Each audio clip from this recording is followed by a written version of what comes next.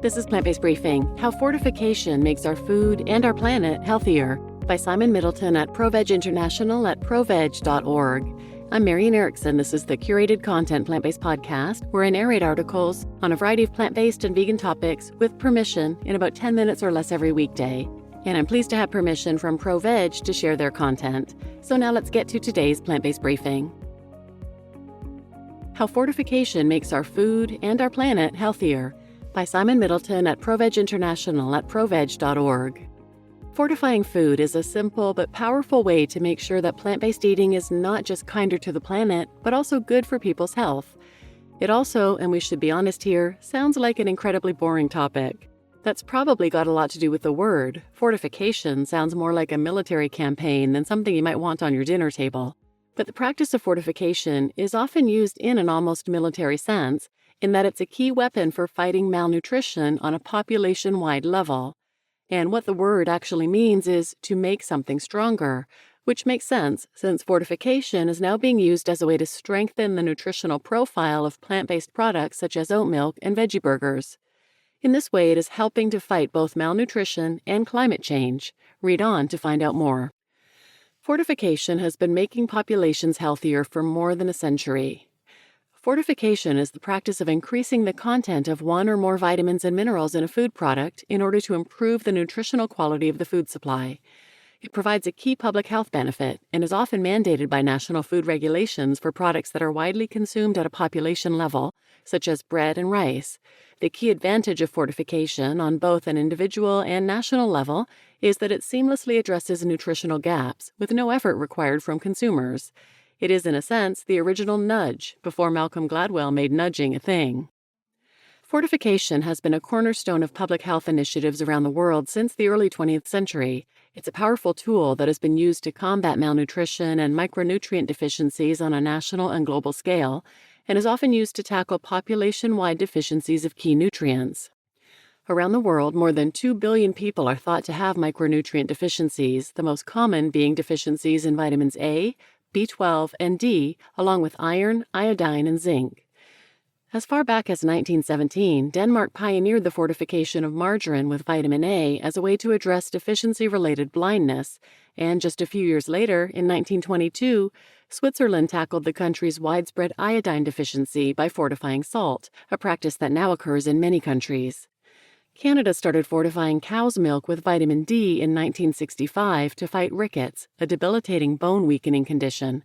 And in 1998, the United States started adding folic acid to cereal products, thus dramatically reducing conditions that affect neural and spinal development, such as spina bifida and anencephaly.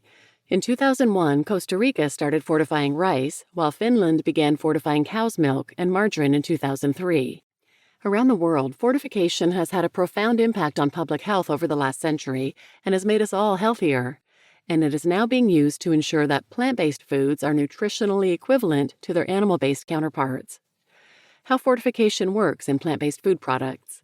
Creating plant-based alternatives that are nutritionally similar to their animal-based counterparts usually involves fortifying them with the key nutrients found in those animal-based foods, while preserving other beneficial nutrients that are naturally found in plant-based foods, including fiber, protein, antioxidants, polyphenols, and unsaturated fatty acids.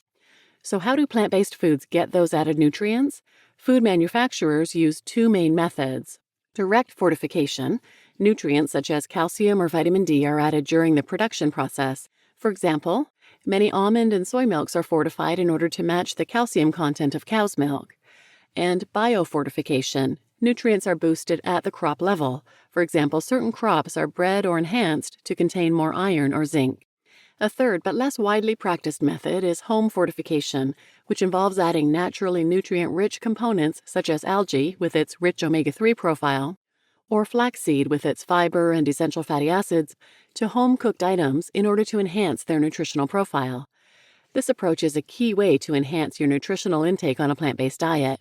Adding ground flax seeds or vitamin B12 powder to a soup or smoothie is an easy way to stay healthy. Key nutrients in fortified plant-based foods. Certain nutrients are especially important in fortified plant-based foods in order to ensure balanced and complete nutrition. Vitamin B12 is vital for energy production and red blood cell formation.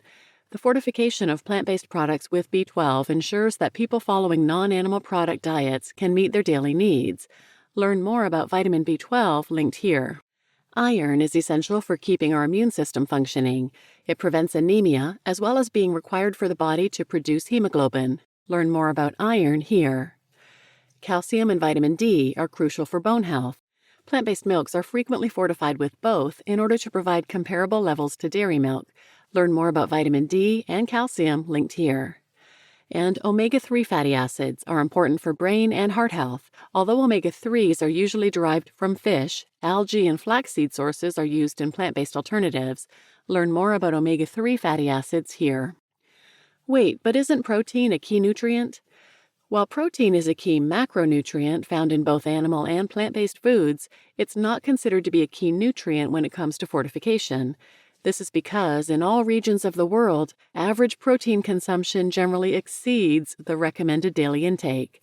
Despite it being a contemporary obsession, getting enough protein is the least of our problems from a health and nutrition perspective, and a healthy and balanced plant-based diet can easily provide the amount of protein that a human body needs. Rather than focusing on the quantity of protein, people following a plant-based diet should aim for variety. In this way, different plant-based protein sources are combined to obtain all the essential amino acids while also increasing the intake of other health-optimizing micronutrients. Why fortification matters. By addressing common deficiencies such as vitamin B12 and iron, fortification ensures that plant-based eating is a healthier choice for everyone. But fortifying plant-based products isn't just about human health, it also plays a key role in supporting sustainability. By making plant-based foods nutritionally comparable to animal-based options, fortification helps to encourage a shift away from resource-intensive meat and dairy production and towards plant-based eating. In this way, it helps to reduce the environmental impact of our diets and provides a tangible solution to some of the world's most urgent environmental challenges, creating a healthier world for everyone. Eating fortified foods is an easy and effective way for people to follow a healthy and balanced plant-based diet, complete with all the essential nutrients that the human body needs. At the same time, every step we take toward reducing our consumption of animal-based foods helps to build a food system that is more sustainable for the planet and all who live on it. You just listened to How Fortification Makes Our Food and Our Planet Healthier by Simon Middleton at ProVeg International at proveg.org. And I'm your host, Marian Erickson.